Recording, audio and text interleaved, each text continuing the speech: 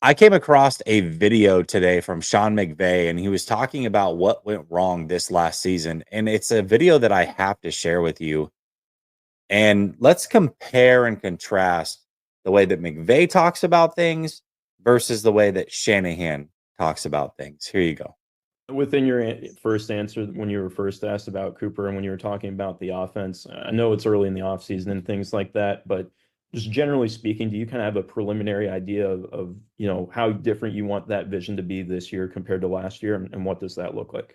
Yeah, I think the biggest thing, Stu, would be just a little bit more versatility. We had a lot. The easy answer is to complain about the injuries that we had that threw off the continuity. And while that might be true, you can't allow that to inhibit us the way that it did, and that's nobody's responsibility but my own. I think more fully functional. I think even our teaching progressions for the totality of the group. How do you utilize the off season? How are you making yourself more versatile?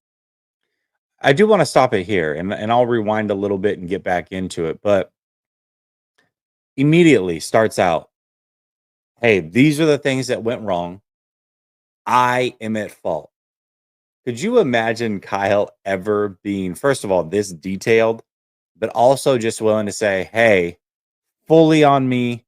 And here's the plan. Here's what we are going to do going forward. There have been a couple times that Kyle Shanahan has taken responsibility, and it's like, oh man, we got to make a whole video about it because it's so rare that he does it. And when he does, it's like, we got to give him kudos. Hopefully he does it again. And, I don't know. I mean, maybe Kyle Shanahan needs therapy for something like this. And if he were to need therapy, I would recommend the sponsor of today's show, BetterHelp. There are a lot of stigmas when it comes to therapy. For example, some people think you should wait until things are unbearable before you seek therapy. And that simply just is not true. Therapy is a tool to utilize before things get worse, and it can help you avoid those lows.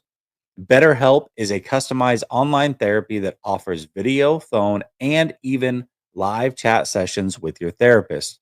So you don't have to see anyone on camera if you don't want to, which I personally love. I don't know if anyone else feels this way, but I personally find walks very therapeutic. And the best thing about BetterHelp is that I have the ability to talk to the therapist while I'm on the go. It's very customizable. It's also much more affordable than any therapy that you will seek in person. You can be matched with a therapist in most cases in under 48 hours. Give it a try and see why over 2 million people have used BetterHelp online therapy. And Last Second Sports listeners, you get 10% off your first month using BetterHelp at betterhelp.com/Last Second Sports. Link is on the screen and in the description. But let's get back to this video real quick and see what else Sean McVay has to say. Versatile from a personnel Let perspective, me find it from just just a little bit here. I think even our teaching progressions for the totality of the group. How do you utilize the off season? How are you making yourself more versatile from a personnel perspective, from just a run variety perspective? And those are the things that I'm excited to be able to dive into. But I was talking to Liam Cohen the other day, and one of the coolest things that I think is reflected about what a great job he did was, you've got a background, and then when you watch them and what they've. He was talking to Liam Cohen the other day. Liam Cohen, by the way, is the gentleman that is making it possible for Kyle Shanahan to bring back Robert Saleh, because Liam Cohen is the one that changed his mind and is heading to the Jacksonville Jaguars to be their head coach. And I love how specific Sean McVay is here, how vulnerable he is. Hey, I don't know it all. I reached out to another guy and I loved what he was doing. Let me figure out what he's doing and figure out how I can incorporate that here with the Rams.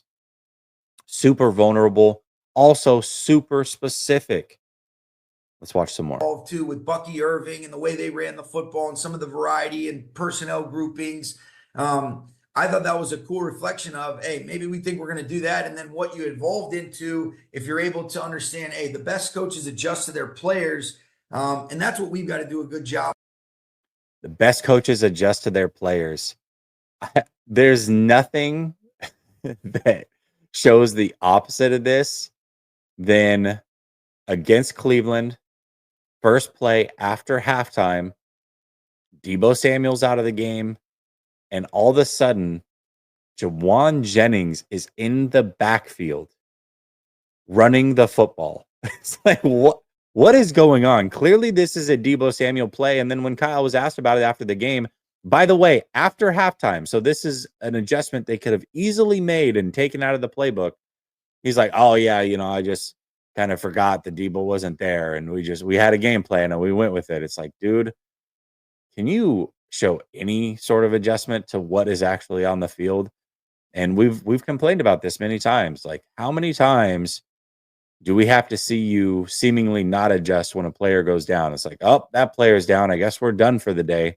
It's extremely hard to watch at times. Here you go. Above as it moves forward and what it looks like from our offensive line, from the surrounding parts with our backs. But I think, I could go on and on about the variety of things that I'm excited about attacking to hopefully avoid some of the pitfalls that we had throughout the year to ultimately lead to more consistent production and play, regardless of whatever our injury situation is. Wow. Those little things are what separate Kyle Shanahan and Sean McVay. Because they are close, by the way. It's not like Sean McVay is a great coach and then Kyle Shanahan sucks. That is not the situation here. These two are very close, but Sean McVay does have a Super Bowl. And these little details give you insight as to how that is possible. He's vulnerable. He's detailed. It's clear he has a plan. He knows what he wants to do to execute on that plan. He's willing to reach out to other people. Now, I don't know what Kyle Shanahan does in his personal time, if he is this reflective. I'm not saying he's not, but he would never be vulnerable enough to share that, give a detailed plan. I mean, imagine how much he could disarm the media. Like, a lot of people complain about Grant, right? And Grant asks these crazy, stupid, tough questions, and he's super annoying and blah, blah, blah. Imagine if he asked a tough question and Kyle Shanahan gave him that detail of a response. What the heck? What video would Grant make that could possibly complain about Kyle Shanahan? He would just get on the internet, get on YouTube afterwards and be like, yo, I asked Kyle Shanahan this, and he said this, this, and this. What a great answer. I mean, he would be completely disarmed. Completely disarmed. And he would get on his YouTube channel and he would talk glowingly about Kyle Shanahan because he would have no other choice. But instead, Kyle wants to be stubborn and combative. And then I got all the answers. Don't worry about me. And I don't know you anything. Sure, that's okay. That's fine. But it does leave you open to criticism. I don't know how you can criticize that. That was a phenomenal, detailed, vulnerable leadership answer from Sean McVay. I just found it interesting and I thought you would